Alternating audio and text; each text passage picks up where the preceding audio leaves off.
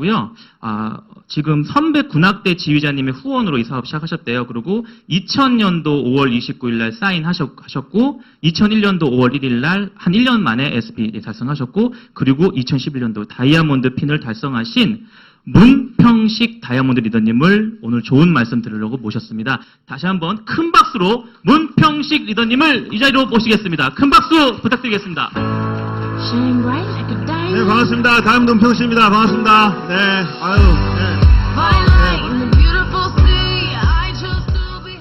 토요일 날 이 귀한 시간에 저를 여기 초대해 주셔서 너무 감사합니다. 어제 뭐 송도 오해 모셨던 분들은 또 제 아내 사업 설명을 듣고 막 사진도 찍으셨던데요, 보니까. 이렇게 사랑해 주셔서 감사합니다. 정말 이렇게 주지호 박경자 사장님 정말 저를 이렇게 기억해 주시고, 제가 다이아몬드 됐을 때 같이 미국에서 뵀었어요. 미국에서 같이 이렇게 예거 펑션 때 같이 이제 뵀던 기억이 나는데 정말 가슴 뜁니다.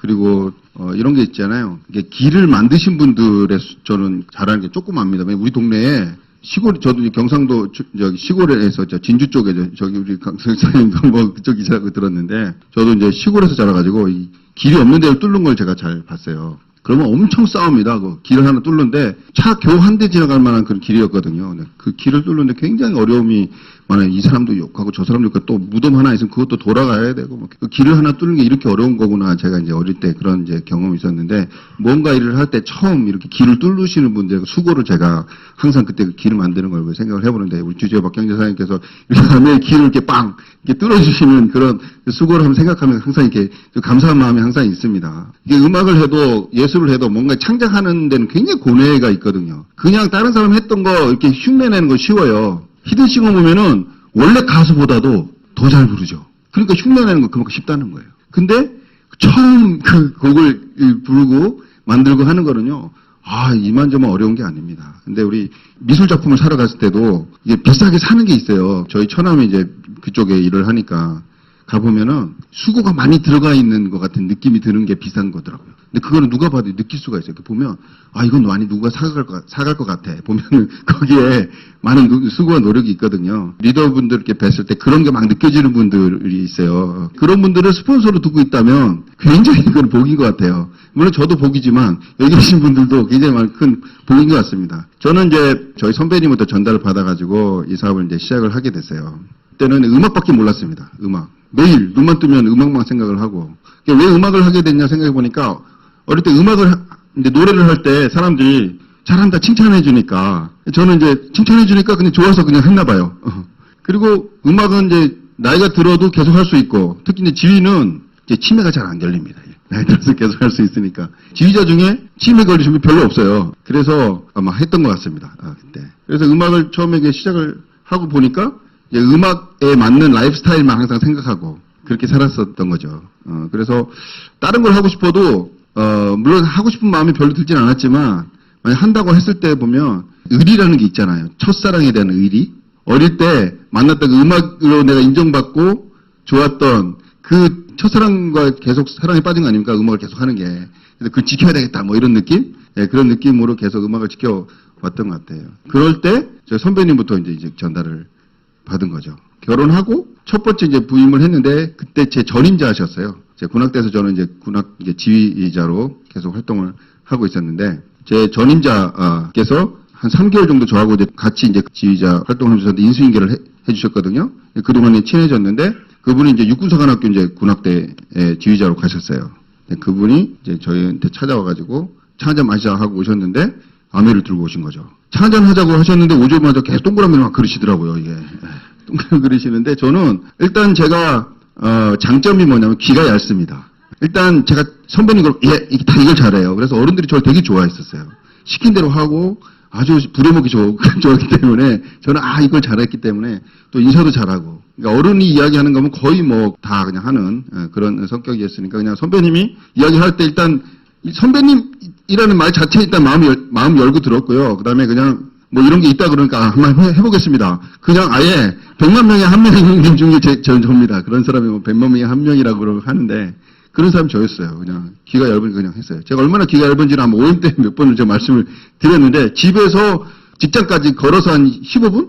요동되는 거리에 이제 사는 때가 몇 번 있었는데 저는 이제 이동을 자꾸 했었으니까. 그러면 퇴근할 때 되면은 장이 섭니다. 거기에 퇴근하는 사람들이 뭘 사가는 그런 구조가 돼 있으니까. 그러면은 지나갈 때마다 다 집이 필요한 것 같아요, 이거는. 그래가지고 막 이야기하면은 예, 그렇죠. 줘보세요. 이렇게 쫙 집에 들어가면 한 보따리를 들고 집에 들어가죠. 그럼 아내는 뒤집어지는 거예요. 이제 확 뒤집어져가지고 뭐야! 이러면서 다시 들고 갑니다. 다 반품하고. 진짜 결정적인 건, 직접 좀 대박인 사건이 있었는데요. 차를 샀어요. 아토즈라고 예전에 좀 식빵차 같은 거 있잖아요. 그 차를 타고 5분이면 집에 가는 거잖아요. 그때도 제가 차문을 열고 막 이렇게 물어보는 거예요. 뭐 이렇게 물어보는데 어떤 분이 자동차 안에 내장하는 CD를 5장을 넣을 수 있는 뭐 이렇게 장착하는 그런 사업을 하시는가 봐요. 그분이 그래서 지나가길래 뭐 하시는 분이세요? 그랬더니 CD 장착한대요. 한번 장착해 보실래요? 그래서 한번 해보세요. 그런 거예요. 장착을 하시더라고요. 그리고 그것과 동시에 이게 제가 철원에 살 때니까 겨울에 춥잖아요. 그럼 자동 시동 팍 걸리는 거 좋잖아요. 그러면 추울 때 시동도 바로 걸리고 아내가 좋아할 거야. 이렇게 생각을 하고 제가 그럼 그것도 한번 있어요? 그랬더니 그것도 있대요. 그래 그걸 한번 해보세요. 그래 했어요. 그러고 나서 장착을 다 했는데 별 마음에 안 드는 거예요. 막 울퉁불퉁하고 막 보기 안 좋아가지고 그냥 떼세요. 안 되겠네요. 아내가 안 좋을 것 같아요. 그랬더니 장착을 했으니까 안 된다는 거예요. 아니 그냥 한번 해볼까요? 그래서 해보라는 그런 건데 그랬더니 한번 장착한 걸 왜 어떻게 이걸 빼냐고 이러면서 막 굉장히 화를 내시더라고요. 그래가지고 그래서 그게 한 거의 100만 원 돈이었어요. 얼마나 말도 안 하잖아요. 그래서 그거를 70개월 할부를 해주겠다는 거예요. 할부는 소득 잡아먹는다면서요. 매달 얼마다는 이야기 듣고 그래 집에 갔죠. 아내에게 이거 겨울에 시동 걸기도 좋고 또 음악 듣기도 좋잖아. CD를 5장이나 들어가 이렇게 바꾸면은 정말 듣고 싶은 얘기 다 들을 수 있잖아요. 그랬더니 아내가 얼굴이 시퍼래지면서 막 파래졌다가 갑자기 빨개졌다가 왔다 갔다 하더니 당신 제정신이냐고 지금 당신 월급이 얼만데. 제가 그때 평달 월급이 40만 원이었어요. 그래가지고 아내가 나왔죠. 나와가지고 대판 싸우고 경찰서 전화하고 해가지고 그래서 반품은 안 된다고 그러더라고요. 내가 40만 원으로 일단 다운시켜가지고 현금 방식을 해가지고 무슨 이야기냐면 제 귀가 그만큼 얇았다는 거예요. 근데 아메에서 귀가 얇잖아요. 아무리 단점도 아메 오면 다 장점으로 바뀌어버려요. 그게 올바른 거라면. 그래서 제가 그렇게 귀가 얇아가지고 제가 사실 이거는 빙산의 일각에 불과합니다. 제가 보증도 섰고요. 필요하다 그러면 아내 몰래 그래서 제가 정말 힘들겠어요. 저는 그게 좋은 일인 줄 알았어요. 너무 제가 편하게 사는 거죠. 시골에 뭣도 모르고 그냥 부모님 슬하에서 그냥 이렇게 편하게 살다 보니까 나보다 힘든 사람이나 어렵다 그러면 진짜 어려운 줄 알고 막 그렇게 했던 그런 시절이 있었는데 근데 그거 30대 때 끝냈습니다. 저는 30 중반 이후는 안 했어요. 그때까지만 했다는 거예요. 왜냐하면 아메이를 제가 30 초반에 만났거든요. 아메이에서 배운 거예요. 그래서 제가 아메이를 이제 하면서 이게 잘못된 거구나 알게 됐고 그 다음에 말 안 하는 것도 거짓말이구나 이걸 알게 됐어요. 그래서 아내에게 그때부터는 이제 그런 한 번에 그런 대박 실수를 하고 나고 또 하여튼 경제적인 어려움이 생기다 보니까 총각 때는 그냥 그렇게 살면 되더라고요. 제가 어려우면 저 혼자 굶고 살면 되는데 처자식이 딱 딸리니까 이게 저만 굶는 게 아니더라고요. 이렇게 살면 안 되겠다라는 걸 이제 그렇게 처절하게 발등 찍히고 나서 깨닫고 나서 그 다음에 제가 좀 아내에게 정직한 그런 남자로 있는 그대로를 이야기하는 그런 사람으로 해서 점점 이제 성장을 해가게 됩니다. 이제 그럴 때 이제 이 아메이 사업이 이제 저에게 이제 다가왔던 거죠. 그래서 저는 제가 그동안에 막 잘못한 게 많으니까 이 아메이 사업을 딱 만나는 순간에 돈을 벌 수 있어? 그러면 내가 이걸 많이 벌어가지고 그동안에 좀 이렇게 내가 서론 받은 걸 좀 엎어봐야지 이런 생각도 좀 있었어요, 사실은. 그래서 이제 전달을 받고 이제 미팅을 가야 되잖아요. 근데 철원에서 이제 이게 잠실까지 미팅이 있었어요. 그러니까 가는 게 쉽지 않았죠. 근데 저는 원래 음악을 했으니까 제가 직장 생활을 하면서 직장을 계속 하고 싶지는 않았어요.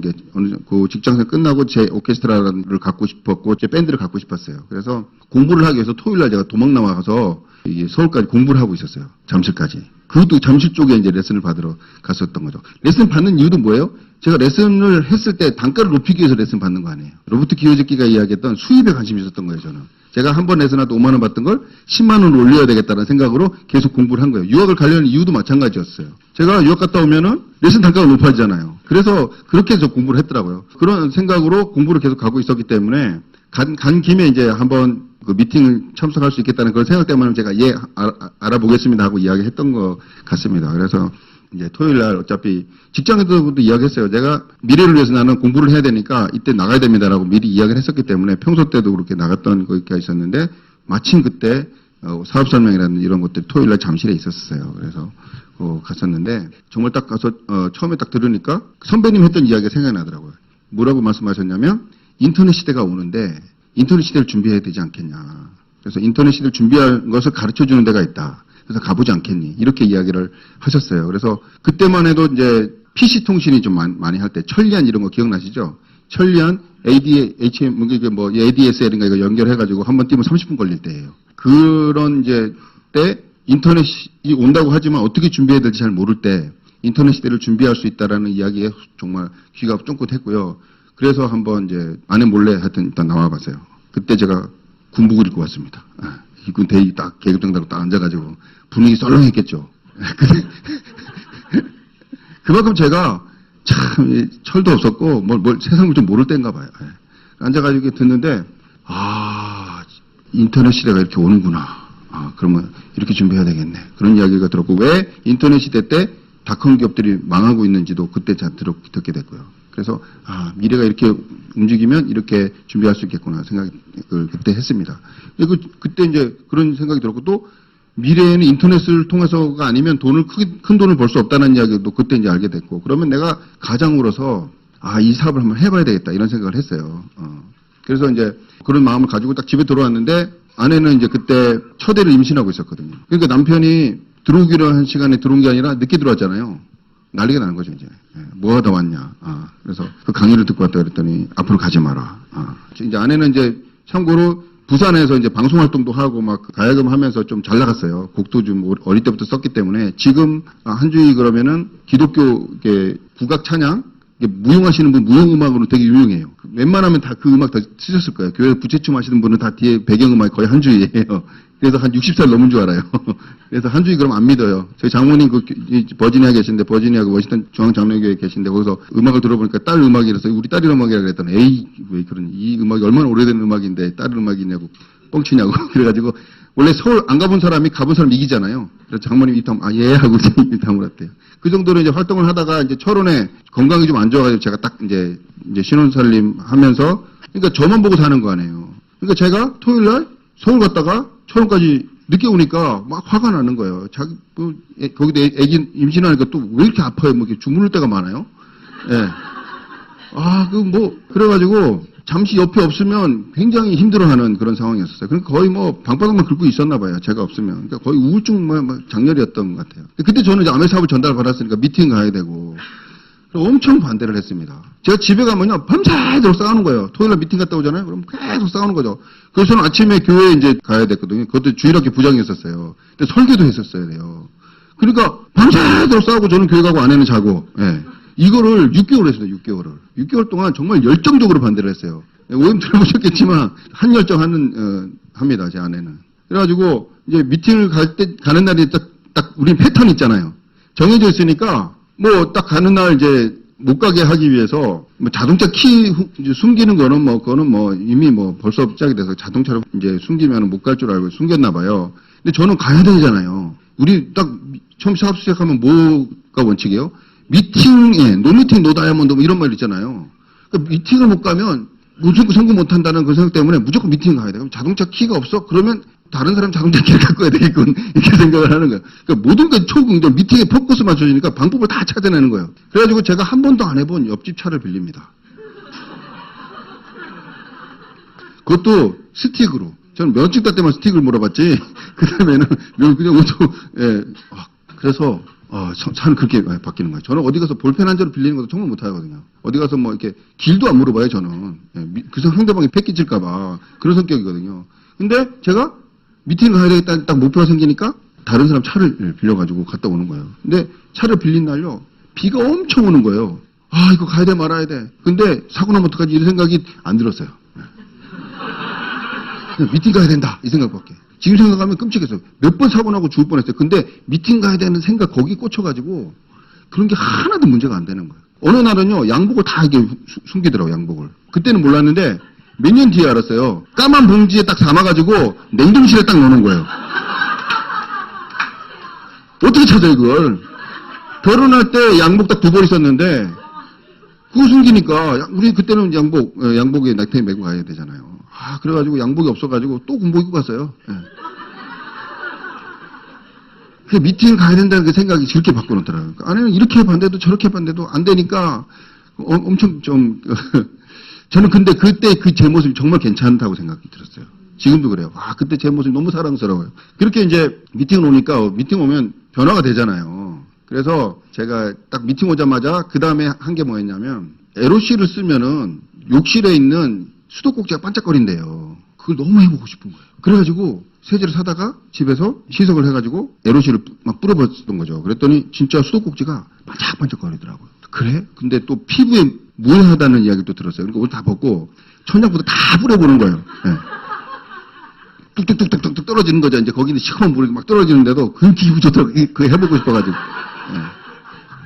근데 사실 제가 집안일을 한 번도 해본 적이 없었어요. 저는 경상도에서 자라가지고, 말은지 아니죠. 아버지가 군인이셨기 때문에 돌아다녀가지고 말이 지금 제가, 이런 거예요. 원래는 경상도 사천, 저 시골에서 제가 자랐는데, 그러니까 부엌에 들어가면 그 경상도에서 정지라고 그래, 정지. 부엌을, 정지. 가가지고 한 번 들어가면 혼난 거예요. 남자가 이런 데 들어오는 거 아니라고. 그러니까 저는 고등학교 때 제가 설거지를 어떻게 하는지 몰라가지고 무왕장했던 기억이 나요. 그 정도로 귀하게 자랐습니다, 제가. 기억. 그러니까 결혼하고 집에서는 집안일은 제 일이 아니에요. 이건 아내가 하는 일이지. 나는 다 가서 돈 벌고 오면 돼. 내가 왜 집에서 집안일을 해야 돼? 집에는 편하게 쉬는데. 이렇게 생각을 했었어요. 그러니까 아내는 6개월 만에 이혼하려고 그랬대요, 저하고. 이 남자가 결혼하기 전에는 그렇게 안 보이는데 잘해줄 것 같더니 결혼하고 실체를 보니까 아니다. 이런 생각을 하면서 굉장히 6개월 만에 이혼하자고 그러더라고요. 그래서 왜 그러나 막 괴로웠는데, 그래서 제가 이제 그렇게 청소를 막 하는 모습을 보니까 아내가 집안일 안 하던 사람이. 그래서 제가 화장실에서 청소를 딱 하고 빨갛게 딱 나왔어요. 근데 딱 보니까 형광등이 딱 보이는 거예요, 형광등. 형광등이 새카맣게 막 그 뿌리고 싶은 거예요, 그게. 그래서 또 의자를 딱 갖다 놓고 올라가서 형광등 쫙쫙 뿌렸어요. 진짜 잘 지워지더라고요. 뿌린 데와 안 뿌린 데 색깔 차이가 확 나요. 제가 닦고 뿌렸거든요. 닦았는데 뿌린 데는 하얘지고 안 뿌린 데는 시커매지고 이게 너무너무 차이 나가지고 막 감탄하고 막 이렇게 있었던 거죠. 근데 그때 아내가 앞에서 본 거예요. 이 남자가 이상해졌다. 한 번도 집안일 안 했던 사람이. 저는 몰랐죠. 아내가 그때 마음이 조금 움직였다고 하더라고요. 아니, 미팅 갔다 오더니 인간이 됐네? 그래서 제가 근데 그때 아내가 이렇게 한 모습을 보긴 봤거든요. 왜 그런지는 모르고 이렇게 쳐다보고 있더라고요. 그래서 아내한테 그랬죠. 좀 좋아하는 것 같아가지고 제가 그때 한마디 했어요. 앞으로 화장 청소는 내가 할게. 근데 그 말을 괜히 했어요. 지금도 하고 있잖아요, 지금도. 어쨌든 미팅 와서 제가 바뀐 거예요. 저는 굉장히 남성 어떤 그런 중심적인 그런 사고를 가지고 있었고, 저희 아버지도 군인이셨기 때문에 뭐 여자들이 이런 생각이 사실 있었어요. 표현은 안 했지만, 말로는 안 했지만, 속으로는 뭘 남자들 알아서 하는 거예요. 저는 아들한테도 그래요. 여자는 무조건 보호받아야 돼. 왜? 아기를 낳아야 되니까. 너는 여자를 무조건 보호해야 돼. 이런 말을 아직도 하고 있더라고요. 그리고 아기를 못 낳는 사람은 아기 낳는 것보다 더 중요한 일을 해야 되기 때문에 보호해야 돼. 이렇게 이야기를 하는 거죠. 그래서. 그리고 아기 낳은 사람은 아기 낳았기 때문에 보호해야 돼. 이렇게 하면서. 근데 여성은 저는 이제 그러면 된다라는 생각을 가지고 자랐기 때문에 모든 걸 제가 이제 알아서 해야 된다 이런 생각, 알아서 하지도 못하면서 맨날 알아서 해야 된다 이런 생각을 가지고 이제 살고 있었는데, 어쨌든 그렇게 해서 아내가 이제 저에게 그런 저의 변화된 모습. 그때부터 좀 이 미팅에 나와가지고 여성에 대해서 다시 생각한 것 같아요. 지금 생각은요, 이게 이 자리에서는 여성으로서 필요한 모든 걸 다 가르쳐 주는 것 같아요, 이 자리에서는. 그리고 왜 이렇게 이뻐요, 여기 오신 분들은 다. 그리고 필이 높을수록 이뻐요. 이야, 제가 놀도 물하고 다른 거예요, 물이. 그래서 막 왜 교회도 보면 누나 보고 싶어서 가잖아요. 날 예뻐해주는 누나들 보고 싶어서. 성당도 그렇지 않으세요? 저만 그랬군요, 죄송합니다. 저도 이제 아내한테 사업하자는 말을 하고 싶었지만 그게 자존심상 아까 말씀드렸지만 남자 자존심상 말을 못했어요. 근데 항상 무슨 말을 했냐면 미팅 가면 재밌다는 이야기를 했어요. 왜냐면 제 아내가 성격 유형 혹시 아시나요? DISC 혹시 아시죠? I타입에 가까워요. 그러니까 저는 그때 I타입을 몰랐을 때인데도 아내가 재밌는 걸 좋아하니까 저는 미팅 갔다 오면 무조건 재밌다. 인상 속에 있을 수 없잖아요. 그냥 무조건 잘 되고 있다? 재밌다. 이야기를 집에 가면 항상 미팅 어땠어? 재밌었어. 그래서 제가 한 번은 이런 세미나장을 한번 데리고 가고 싶었어요. 데리고 가고 싶어가지고 세미나가 정말 재밌어. 그랬어요. 그랬더니 그때는 아마 제가 약간 변화된 모습도 있었고, 그 다음에 스폰서님이 저희 집에 한 번씩 오셨는데 CD 같은 걸 놓고 가셨어요. 그때는 테이프. 탭을 놓고 왔어요. 근데 복사본이었어요. 그 아내가 그걸 보더니 이거 불법 복제 안 해요. 뭐 이러면서 스포츠 얼마나 마음이 아프셨겠어요. 복사본 갖고 온 것도 그런데 그 복사본 안 해? 이러면서 막 불법 복제하고 막 이런 식으로 하니까 스포츠 입장에서 굉장히 근데 그런 수모를 당하시면서 우리 집 오셨는데 그걸 이제 들었나 봐요. 또 제가 재밌다 그러니까 못 이기는 척하고 저한테 그러더라고요. 진짜 재밌어? 저는 속으로 좋아가지고 막 이러는데 표를 안 냈죠. 재밌어.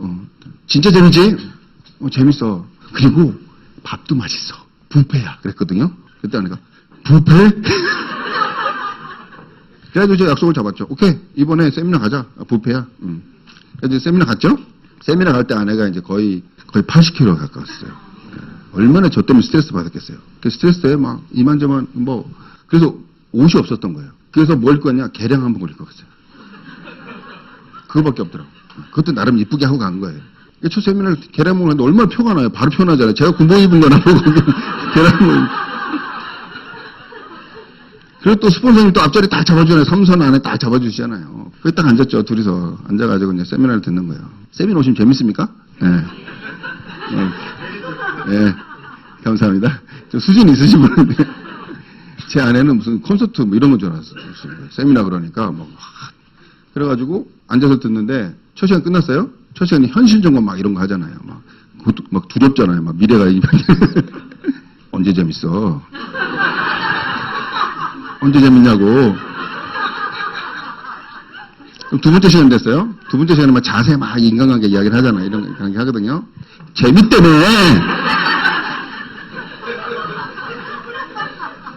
그래서 점심시간 끝나면 식사 끝나고 재밌다 그랬어요. 그랬더니 식사 시간이야? 알았어. 그래 밥 먹으러 갔거든요. 뷔페라며. 근데 그날따라요 식탁이 뭘로 나왔냐면은 빨간 식탁이네. 빨간 식판이 나왔어. 빨간 식판. 그 예비군 올라가면 주는 그 빨간 식판 있잖아요. 왜 그날따라 또 그게 나오지 모르겠어요. 뷔페 맞잖아요. 이렇게 떠서 뭐 다 마음대로 먹는 거 마음대로 떠서 먹는 뷔페잖아요. 아내는 그 뷔페를 호텔 뷔페 이렇게 생각한 거예요. 세미나니까. 그날 제가 하여튼 그날 제가 결혼 전에 맞았던 건 그날 다 맞았던 거예요. 어쨌든 식사 뭐 했어요. 끝나고 이제 식사 끝나고 재밌다 그랬잖아요. 그 다음에 식사 끝나고 무슨 시간이냐면요. 고급 강의 시간 있어요. 점극 그게 숫자만 계속 이야기하는데 아내가 수학을 정말 싫어하거든요. 그날 저는 순교하는 줄 알았습니다. 그래가지고 세 번째 시간 끝날 때까지 정말 좀 고통스러웠어요. 앉아있는데. 와. 근데 나름 듣긴 듣더라고요. 이렇게 듣는데. 그래서 세 번째 시간 끝나고 나 집에 갈래? 뭐야 이게. 당신 재밌다 그러더니. 근데 마지막이 재밌어 그랬어요. 제가. 마지막이 재밌어. 마지막 시간에 이제 저같이 이렇게 게스트가 이제 여기 첫 시간이지만 뭐 그때는 이제 마지막 시간으로 게스트가 나왔는데 근데 그때 잘생긴 남자가 나온 거예요. 그게 누구냐면 박영선 사장님이었어요. 일단 잘생겼으니까 먹고 들어가는 거예요.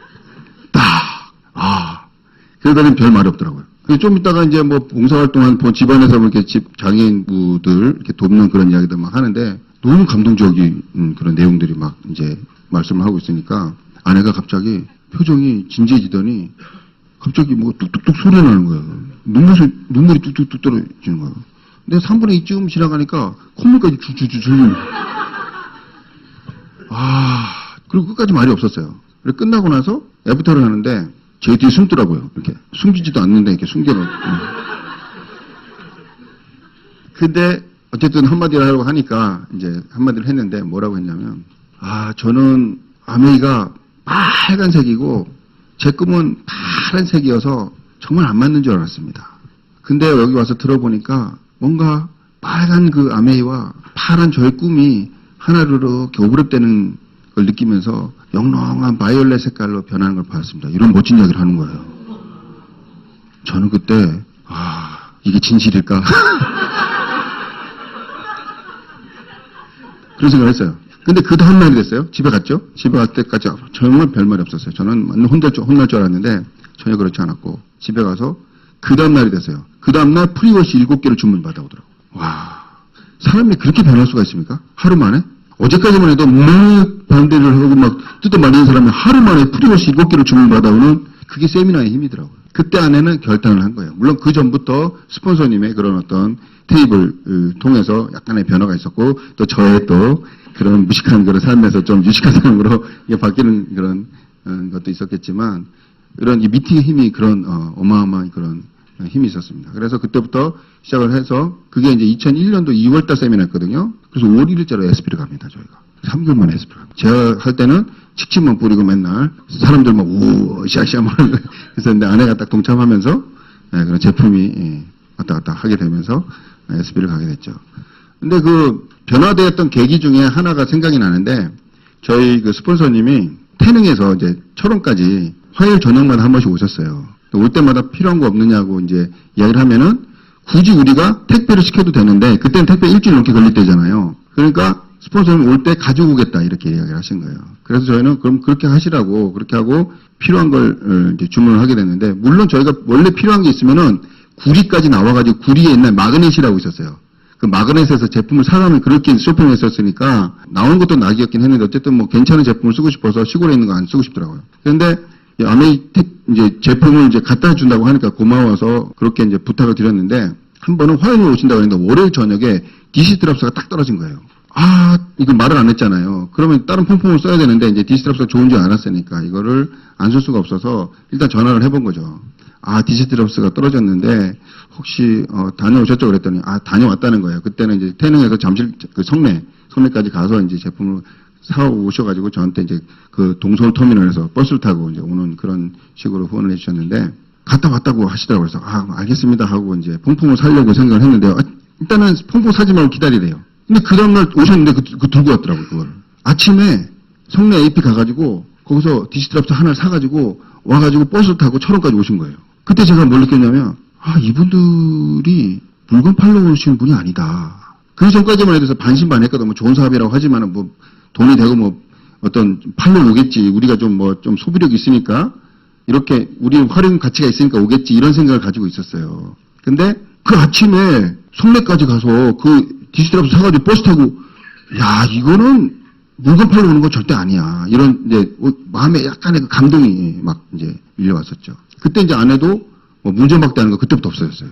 그 전에는 막 임신했으니까 집이 집저분하면 안 들여보내고 싶잖아요. 그럼 스폰서님 오셨다가 문 안 열어주니까 그때 제 사무실 와가지고 앉았다가 이제 아이고 문 안 열어준다고 투덜투덜 이제 가셨던 그런 기억이 나는데 그 이후로는 이제 집에 오는 것에 대해서는 큰 이제 불편함이 없었던 것 같아요. 미리 이제 준비를 해가지고 들어오실 수 있도록 그렇게 하는 그런 자세가 이제 바뀌었던 기억이 나는데 그 전에는 스폰서님 오시면요, 스폰서님 저하고 앉아 있으면요, 아내는요 애 데리고 들어가서 이제 애 낳고 나서는 방에 들어가서 자고 저 스폰서 둘이서 앉아 이야기하고 이런 상황이 많이 있었거든요. 근데 그 일 이후에는 그런 자세가 없더라고요. 정말 같이 앉아서 있었는데 물론 그때 저는 미키마우스 잠옷을 입고 있었고 아내는 미니 잠옷을 입고 앉아 있었습니다만은 예, 그렇게 해서 있었습니다.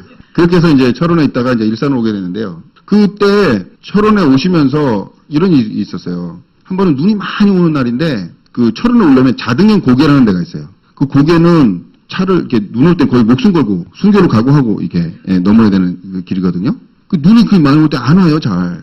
근데 그날도 어김없이 문이 팍 열려서 안녕하십니까 하고 스폰서님 들어오는 거예요. 그리고 끝나고 나서 귀가를 해야 되는데 눈이 또 얼마나 굉장히 위험하잖아요. 그래서 집에 이제 귀가를 하면서 이런 이야기를 하셨다고 하더라고요. 야들이 하겠나? 야들이 하겠나? 야들이 지금 다이아몬드가 됐다니까요. 네. 그러니까 판단을 하면 안 되겠다는 걸 제가 그 이야기 듣고 하는 거예요. 그 상황에서는요, 미키마우스 잠옷 입고, 미미 잠옷 입고 앉아있는 우리들이, 네, 갓 30살 된, 예, 이제 신혼부부가 앉아가지고, 그것도 애기 딸린 신혼부부가 앉아가지고, 뭘 하겠나, 이런 생각이 들었겠죠. 그래서 가면서 그랬대요. 같이, 한 분도 같이 오셨었는데, 야, 아들이 하겠나, 그러고 가셨대요. 참, 지금 생각해보면, 그때 많이 안 하셨으면, 제가 어떻게 됐을까, 생각을 해봐요. 지금도 그 치열한 음악 세계에서 정말 머리 깨지면서 그 경쟁하면서 지금도 살고 있겠죠. 지금 거의 A급 연주자들도요, 거의 80%가 우울증이에요. 무대가 없잖아요. 없어요. A급들도요. 그렇다고 뭐 허접한 무대가 설 수 없잖아요. 그것도 그만한 연주자들도 자리 다 뺏는 거 아니에요. 가서 해버리면 그 다음 연주자들 쓸 자리가 없어요.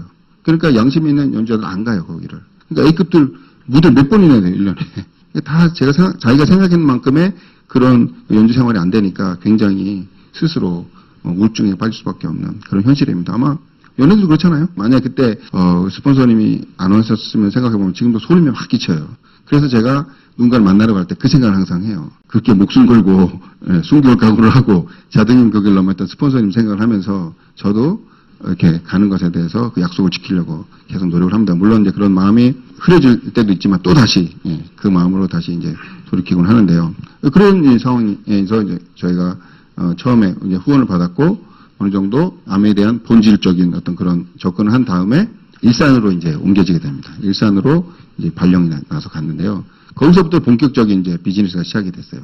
1월 달에 이사를 갔는데 그 2월 달에 제가 세미나를 갖고 5월 1일자 SP가 된 거죠. 거기서 SP를 가는 과정에서 저희 다른 이제 그 업라인 스폰서님이 일산 쪽에서 화정 쪽에서 홈미팅을 하고 있었어요.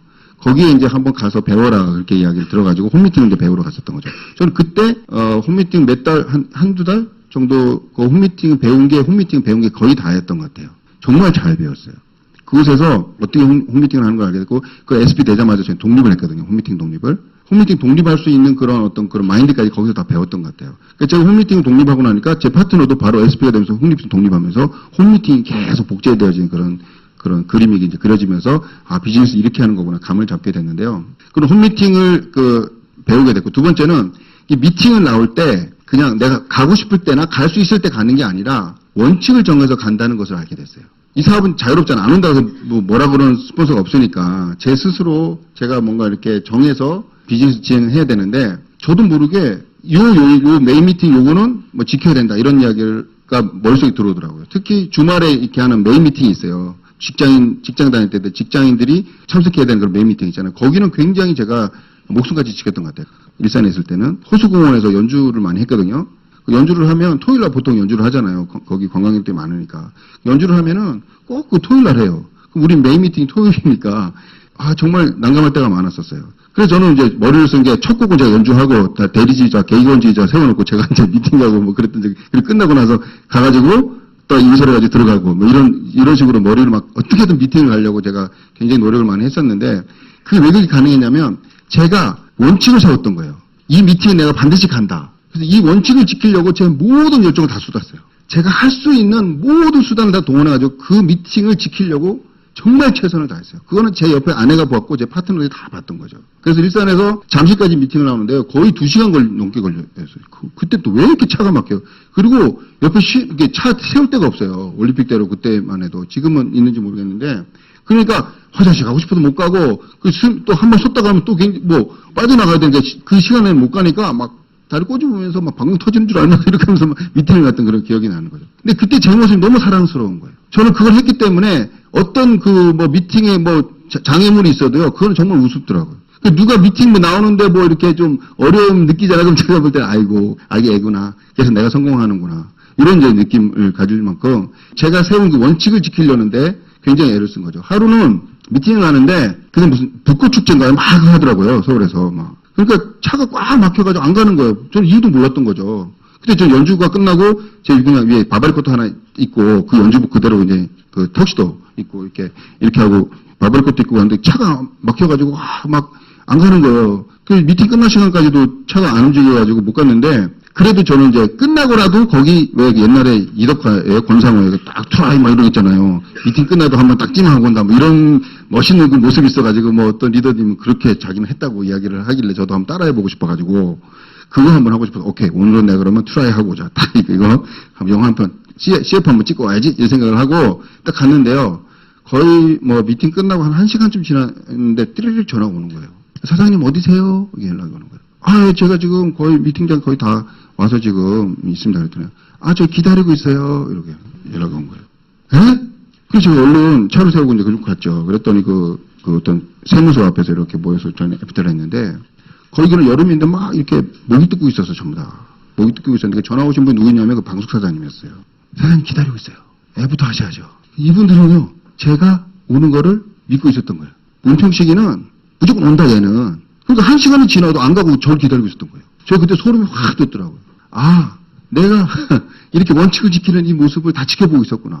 그래서 저는 그때 더 책임감이 막 생기더라고요. 그래, 내가 지금 이렇게 정말 내가 이 원칙을 지키는 그 모습을 더 잘 지켜야 되겠구나. 이런 생각이 들었는데요. 그렇게 제가 세운 그 원칙을 지켜나가는 모습이 파트너들에게 신뢰감이 생기니까 제가 무슨 말을 해도 신뢰를 얻게 됐고, 그러면 팀워크 이렇게 생기는 걸 봤고, 또 그분들도 따라하게 되고, 그렇게 이제 복제가 이루어지면서 튼튼한 그런 그룹으로 이제 성장해 나갔던 그런 기억이 납니다. 그래서 미팅을 나가실 때 일주일에 3번 나가면 4번 나가는 것보다 더 중요한 것은 내가 정한 원칙을 지켜나가느냐가 중요하죠. 왜냐하면 나는 3번 나갈 수 있지만 내 파트너는 3번 못 나갈 수도 있고, 내가 한 번밖에 못 나가지만 내 파트너는 3번을 나갈 수도 있잖아요. 그러면 똑같이 3번 나오라는 건 제가 볼 때는 조금 행동을 통일시키는 굉장히 어려움이 있어요. 근데 원칙을 지키고자 하는 그 사고, 그 생각은 저는 복제시킬 수 있고 그거를 통일될 수 있다고 봤던 거죠. 그래서 일주일에 한 번이든 2번이든 원칙을 정하고 그 지키는 그 모습을 파트너들이 봤을 때는 그분이 3번을 원칙을 정했다. 그럼 그 3번을 지킬 것이다라는 그런 그 믿음이 생겼고, 그게 실제로 그룹에서 원칙처럼 이렇게 복제가 되면서 굉장히 미팅이 탄탄해진 거죠. 사실 한 사람이 자리를 지키는 게 굉장히 중요합니다. 그래서 우리 뭐 건물을 짓는 것도 아니고 뭘 하는 것도 아니고 사람끼리 네트워크를 짜고 이렇게 팀을 짜는 건데, 내가 자리를 지키는 게 건물 짓는 것보다 훨씬 더 강력하고, 그래서 유대인들은 건물이 없잖아요. 그분들은 부동산도 안 한대요. 물론 은행지구 이렇게 있지만, 근데 그분들은 2000년이 지나도 지금도 계속 존재하고 있죠. 나라도 없이. 이스라엘 사는 유대인들보다 뉴욕에 사는 유대인들이 훨씬 많대. 이스라엘에 있는 돈보다 뉴욕에 있는 돈이 훨씬 많다는 거예요. 그리고 뭔 일 터지면 다 도와주잖아요. 그런 걸 봤을 때 우리는 사람 사업이잖아요. 우리가 어떤 뭐 이렇게 건물을 만들거나 이런 게 사실은 우리는 없으니까 마치 그와 같이 사람을 이렇게 빌딩해 나가는 건데, 내가 그 자리를 안 지키면 그건 어떻게 보면 하나 빵꾸가 나는 거잖아요.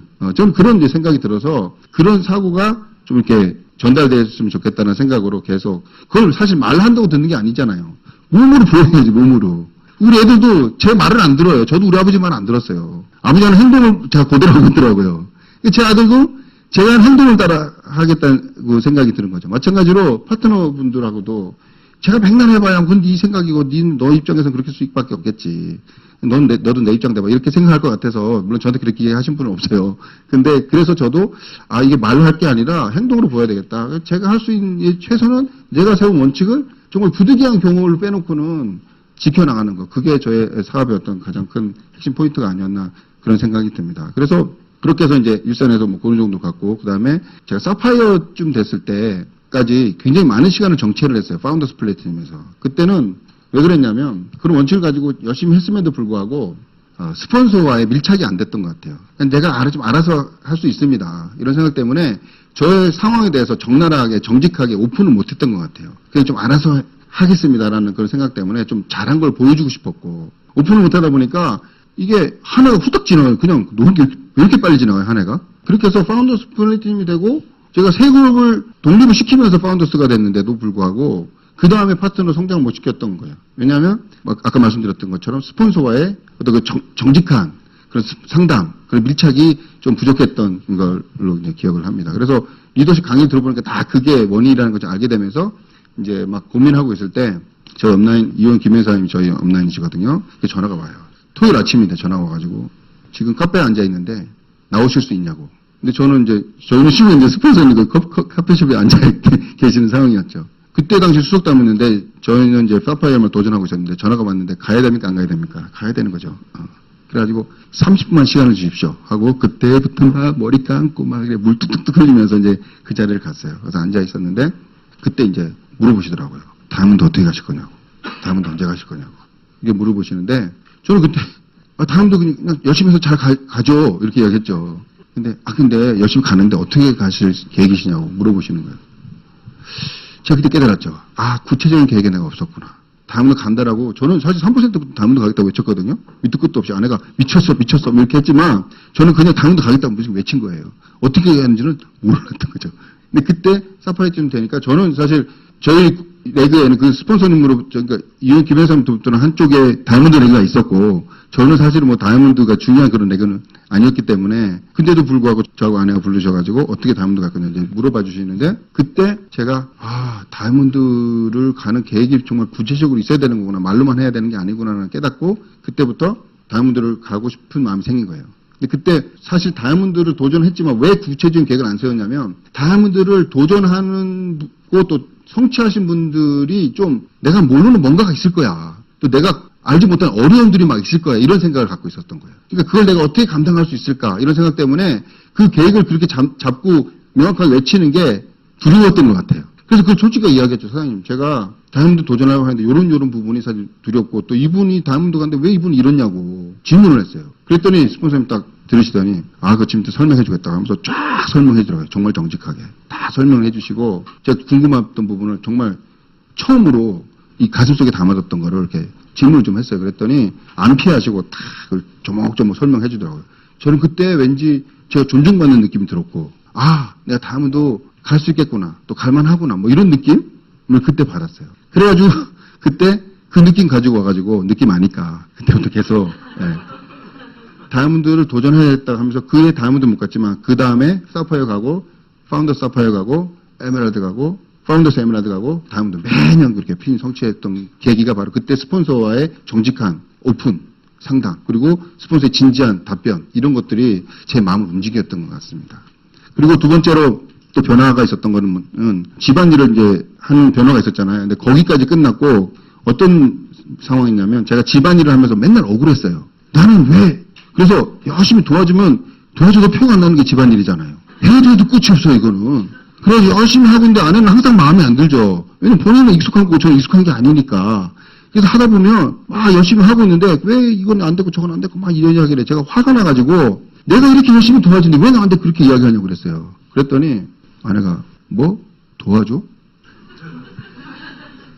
이게 내 일이냐고. 애들이 내 애기냐고. 당신 애기는 아니냐고. 어려운 이야기 하더라고요, 그렇게. 그래서 제가 그때 막 충격받은 거예요. 아니, 그렇게 하면 미안해라는 말이 들을 줄 알았는데 더 적반하자 그러면 제가 우와. 그래서 제가 이게 무슨 상황이지? 잠시 제가 막 멍해져가지고 분석을 했어요. 그랬더니 원인은 저한테 찾아야 되잖아요. 상대방은 안 바뀌니까. 찾아보니까 제가 이런 생각을 갖고 있었어요. 내가 도와준다는 말 속에서는 내 일이 아닌데 내가 해주고 있는 거야라는 생각이 있었던 거예요. 그러니까 맨날 억울한 거죠, 제가. 집에만 가면 억울해요. 집이 너무 불편한 거예요, 항상. 그러니까 사업도 안 될 수밖에 없는 거예요. 항상 그런 불만과 불평 속에서 이렇게 하기는 하는데 그냥 어떻게 보면 꾸미고 있었던 거죠, 삶을. 그런데 그 이야기 듣고 내가 정말 심각하게 고민을 했어요. 원인이 뭐지? 왜 이런 거야? 왜 여기서 왜 이렇게 불편한 거지? 생각을 해보니까 아내 일인데 내가 해주고 있다는 그런 분석을 해냈고 또 그러면 내가 뭔가 기대고 있다라는 느낌이 드는 거예요, 아내에게. 그래서 제가 생각을 바꾸게 했어요. 그래, 오케이. 그러면 난 다시는 이렇게 다투고 싶지 않고 이거 두 번 상황을 만들고 싶지 않아요. 저는 이제 모토가 두 번 실수하지 말자라는 모토가 있어요. 아내도 마찬가지고. 둘이서 우리 그거 하나 다 다른데 이상하게 딱 똑같은 게 꿈 같고 공허 같아요. 그래서 제가 그때부터 오케이. 두 번 상황을 만들지 않으려면 어떻게 해야 될까 생각을 했는데 이렇게 생각했죠. 오케이. 나는 사업가니까 집안일도 내 사업이라고 보자. 이렇게 생각한 거예요. 집안일도 내 사업으로 보고 내 모든 스케줄에 집안 아주 구체적인 것까지 유치원 보내는 것부터 해가지고 다 내가 다 적자. 다 이거 내 일이야 생각을 하고 이 중에서 일부분을 아내가 해주는 거야. 이렇게 다 생각을 바꾸자라고 한 거예요. 그랬더니 안 억울하더라고. 물론 하는 일은 똑같아요. 제가 뭐 이렇게 생각했다고 해서 하는 일에 아내가 뭐 줄어드는 건 아닌데 아내가 하는 일도 똑같이 하고 저를 하는데 억울하지 않고 똑같이 평안한 그런 가정생활이 진행되는 걸 경험을 한 거예요. 근데 놀라운 사실은 이게 생각이 바뀌었잖아요. 그리고 제가 미팅장에 갔어요. 모든 게 내 일처럼 느껴지는 거예요. 세미나를 하면 제가 주최자의 아주 눈빛으로 바뀌어버리는 거죠.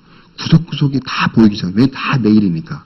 다 내 일인데 스폰서는 요일을 해주시는 거고 저 형제랑 요거 해주시는 거 요거 해주시는 거고 이게 다 들어오는 거예요. 그래서 어떤 미팅에 가든지 이게 주최자로서의 그런 오너로서의 그런 어떤 마인드가 확 생기는 걸 제가 경험을 한 거예요. 그때 스케일이 확 커진 거죠. 뇌가 확 사이즈가 확 커져버린 거예요. 그래서 웬만한 어려움은요, 억울하지도 않고 무슨 이야기를 해도 그게 저를 다운시키지 않게 되는 그런 어떤 계기가 있었어요. 그러면서 제가 핀성장을 하고 있는 거예요. 그래서, 성공은 성취보다도 변화구라는 말이 그때 제가 깨달아진 거예요. 그 한 번의 변화가요, 정말 많은 가정의 문제와 파트너의 문제와 비즈니스에서의 저의 어떤 갈등들이 많이 해결이 됐어요. 그게 주인의식이라는 것 같아요. 저는 그렇게 변화시켜준 시스템이 정말 고맙고 또 그렇게 또 앞서 가신 분들은 다 그걸 이미 경험하셨던 거 아니에요. 제가 그걸 깨닫고 나니까 왜 그 의식혁명이라는 책을 보면은 그 깨달음의 그 지수가 사람을 가장 행복하게 해준다고 하더라고요. 그래서 매일매일 하나씩으로 깨닫는 게 이게 너무 좋은 거예요. 그래서 내일은 뭘 깨달을 수 있을까 이 생각을 하면은 내일이 기다려지고 특히 새로운 사람을 만나면요 그 사람한테 배울 게 너무 하나씩 있는 거예요. 그런 것들이 기대감이 되면서 미팅이 나오는 거라든지 하루하루 살아가는 게 정말 행복해지고 에너지 있게 되고 그런 어떤 변화가 있었는 게 바로 이제 그런 계기였었습니다. 그래서 내가 그런 마음으로 다이아몬드도 됐고요. 물론 다이아몬드 하는 데 있어서 아내가 훨씬 많은 일을 했어요. 근데 제가 도전을 하자고 했고 제가 7월 1일자로 이제 아내가 생일이 7월 2일인데 제가 생일 선물을 해드리기도 했어요. 근데 물론 8월 1일자로 돼가지고 이제 못 지키긴 했지만 그러나 항상 제가 주도를 했던 거예요. 그 마음 때문에. 다 내일이야. 근데 이건 요 부분 누가 해주는 거야 이런 생각으로 계속 일관됐기 때문에 그래서 아마 파트너 분들도 그런 걸 믿는 것 같아요.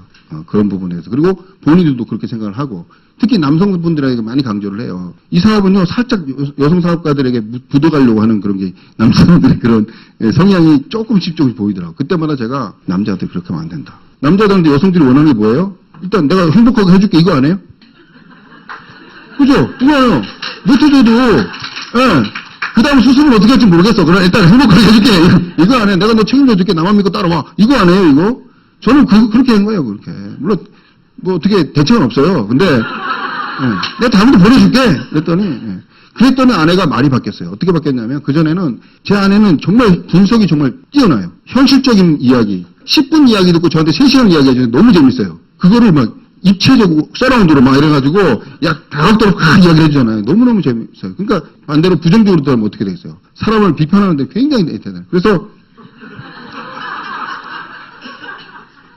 제 팔이 짧은 거 맞아요. 제 팔 짧고 다리 짧아요. 얼굴 크잖아요. 눈 작고. 이런 이야기는 하나도 도움이 안 돼요. 저한테. 근데 제가 어떤 그런 사고의 변화고 약간의 그 변화가 있으니까 아내가 감을 잡았는지 저한테 맨날 만나면 잘한대요. 당신은 상담도 잘하고 매출도 잘 올리고 제가 무슨 매출을 잘 올립니까 제가 잘한다는 거예요. 집안일도 잘하고 잘한대요. 근데 진짜 잘하는 줄 아는 거예요. 제가 그걸 믿음의 말이라고 그러더라고요. 믿음의 말. 사실의 말이 있고 믿음의 말이 있는데 사실의 말은 다 맞아요. 근데 아무런 제 삶에 도움이 안 돼요. 맞는 말이긴 하지만 그게 못 됐다고. 저 팔 짧은데 어쩌라고요. 다리 짧은데 어쩌라고. 얼굴 크다는 거 어쩌라고요. 근데 잘한다고. 그 제가 나름 매출도 잘해요. 그룹에서 강의도 잘해요. 왜 잘한다고 하니까. 근데 만약에 못한다고 그랬으면 저 못했을 거예요. 그렇게 바뀌더라고요. 그 나중에는요, 심지어는 꿈을 꿨대요. 무슨 꿈을 꿨냐 했더니 이 결정판에 종결자, 이 꿈의 종결자. 제가 아메리 대통령이 됐다는 거예요. 제가 그런 줄 알고 지금 사는 거예요, 지금.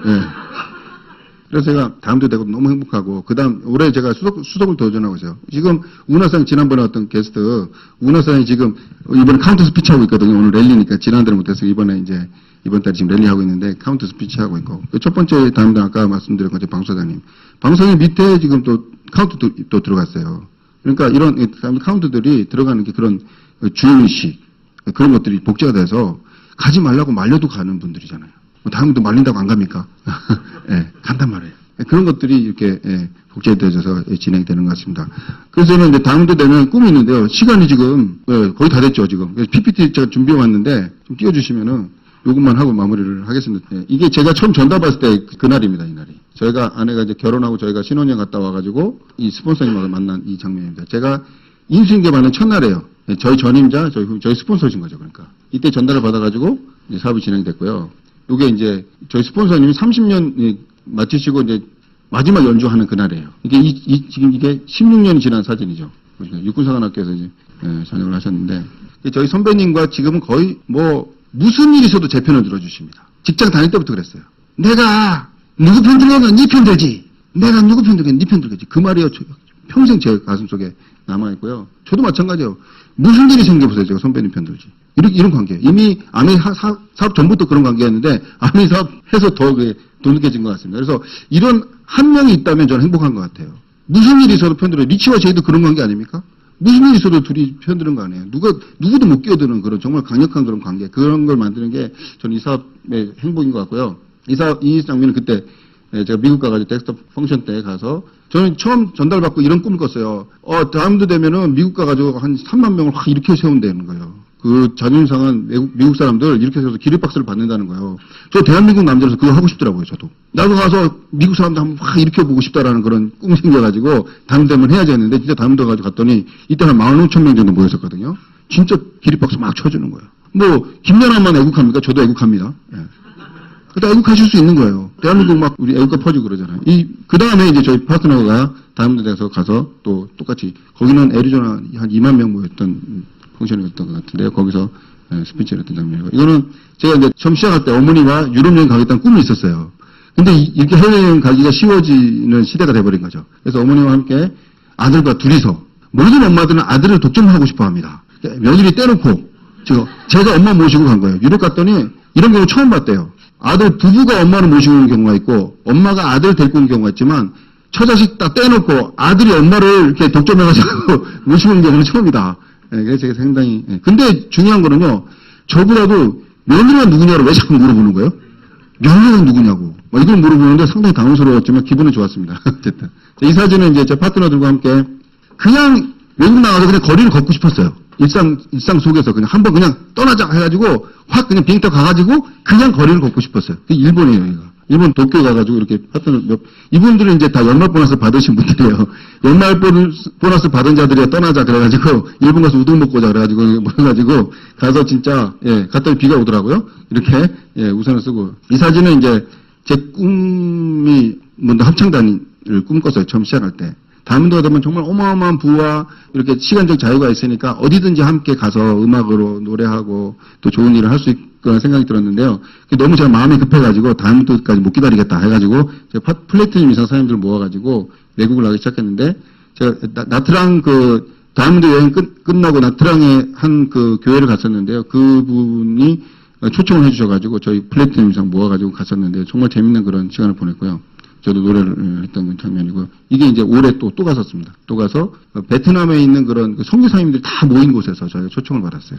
그래서 가서 숙식 작업을 다 받으면서 저희가 이렇게 공연을 했었고요. 감사하다고 감사패도 이렇게 받았습니다. 저희 팀 이름이 비저너리. 호치민 AP에 가서 이렇게 모르는 분들이에요. 제 파트너들이 아니고요. 제 파트너였으면 좋겠는데 이렇게 모여서 이렇게 다 안 통하는데 한마디는 통하더라고요. A60 하면서 다 같이 전혀 다른 말은 통하지 않았습니다. 그 한마디 같이 통했는데 너무 좋았고요. 이게 이제 AP 앞에서 찍었던 사진입니다. 그리고 이거는 이번에 ABO 탤런트인가 했었잖아요. 그때도 이렇게 출연했었어요. 이거는 제가 다이아몬드 되면은 아내에게 음반을 내주겠다고 제가 약속을 했었어요. 그 다이아몬드 되고 제가 음반을 내줬습니다. 그 증거가 여기 있습니다. 이름이 여기 패트릭 문이라고 있어요. 크리에이티브 프로듀서 해가지고. 제가 문평식처럼 좀 어색하죠, 이름이. 그래가지고 패트릭으로 또 이제 패트릭이라는 이름이 좀 귀족적 이름이라고 하더라고요. 그래서 제가 패트릭이라는 이름으로 이제 음반 활동을 하긴 했는데 제가 이렇게 음반을 내주기로 물론 제가 돈 낸 게 아니죠. 같은 주머니에서 나온 돈이죠. 근데 제가 내주겠다고 한 거예요. 행복하게 해주겠다고 했으니까. 근데 말을 했더니 수습이 되더라고요. 왜? 아멘이니까. 다른 일로는 제가 과연 해줄 수 있었을까요? 얼마나 쓸 데가 많은데요. 이거 지금 1년에 인세가 얼마 나오냐면 10만 원 나옵니다. 1년에 10만 원짜리. 물론 계속 나오겠지만 아내는 가해금 30년 했습니다. 아기 때부터 대통령상까지 받았어요. 근데 1년에 10만 원 나와요. 근데 우리 아멘은요 어떻습니까? 뭐 10몇 년밖에 안 했는데 어마어마한 지금 돈이 나오잖아요. 그래서 제가 수습을 해준 겁니다. 이렇게 음반을 내줬고요. 이 사진은 이제 저희가 음악을 하니까 좀 독특하게 이렇게 하우스 콘서트를 합니다. 하우스 콘서트 횟수로 따지면요, 전국에서 저희가 제일 많이 했을 거예요. 어떤 연주자보다도 하우스 콘서트 횟수로는 아마 이게 어떤 상 받는 일이 있으면 저희가 아마 1등상을 받았을 굉장히 많은 그런 하우스 콘서트를 했는데요. 저도 그때마다 이렇게 한 번씩 노래를 합니다. 그럼 이분들이 이렇게 앉아가지고 별로 듣고 싶지 않은데 듣고 계시는, 주무시고 계시네요. 크리스마스 때 이렇게 행사를 하면 너무 좋아하세요. 행복해 하시고. 물론 주 목적은 퀸파티에서 먹는 겁니다. 이 사진은 청년들, 유사모만 모아가지고 이렇게 집에서 콘서트를 하니까 집이니까 또 많이 오시더라고요. 먹을 거 준다 그러니까 먹으러 이렇게 모인 건데 이때 한 번씩 이렇게 연주를 해주는데 저는 이렇게 생각합니다. 우리 윗세대, 독립운동을 통해서 우리나라를 되찾아 주셨던 세대가 계시죠.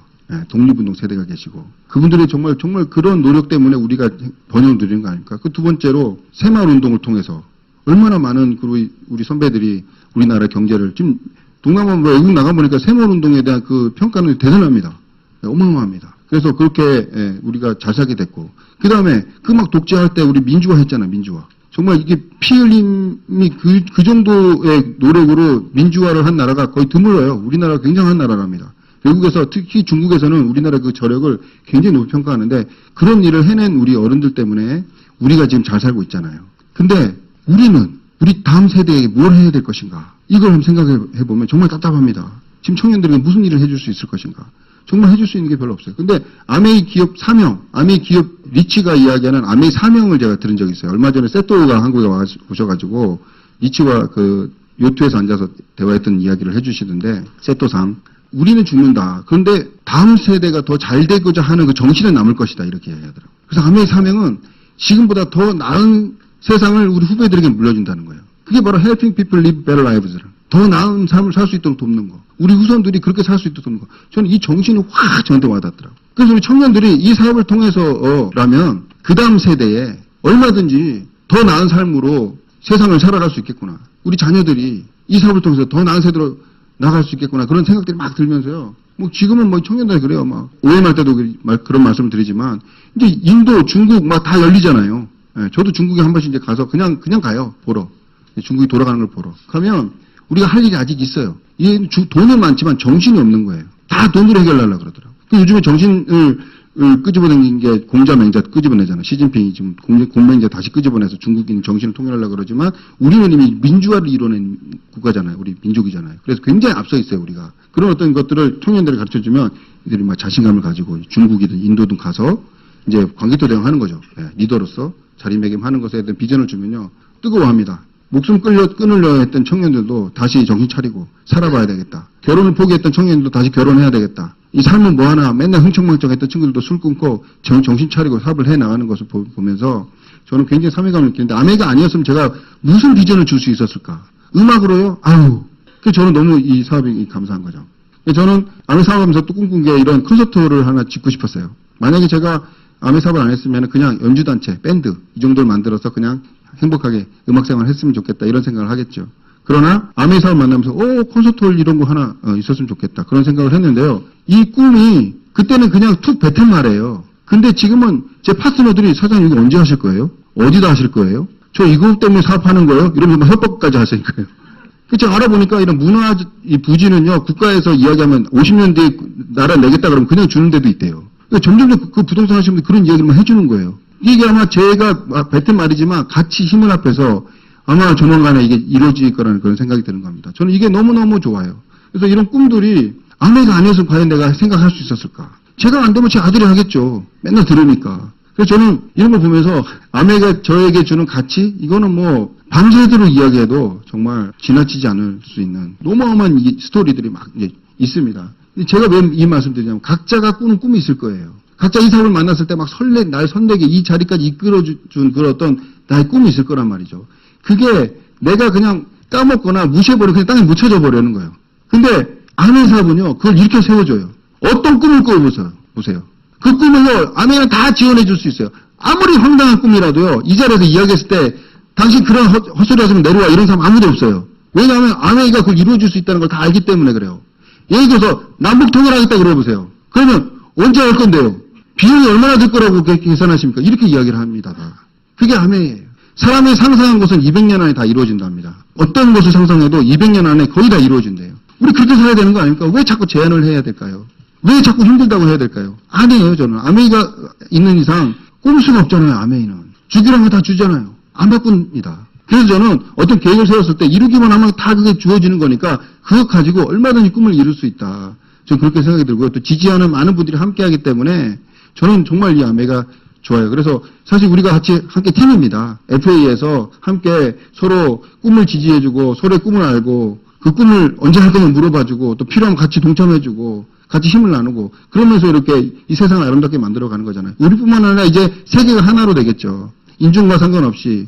특히 북한 땅이 열리면 우리 가야 되는 거 아닙니까? 가서 그분들에게 마치 서독이 동독 도와서 굉장히 많은 성장을 했던 것처럼 2004년도에 리치 사장님 나오셔가지고 북한 들어가는 거 준비하고 있다고 하셨잖아요.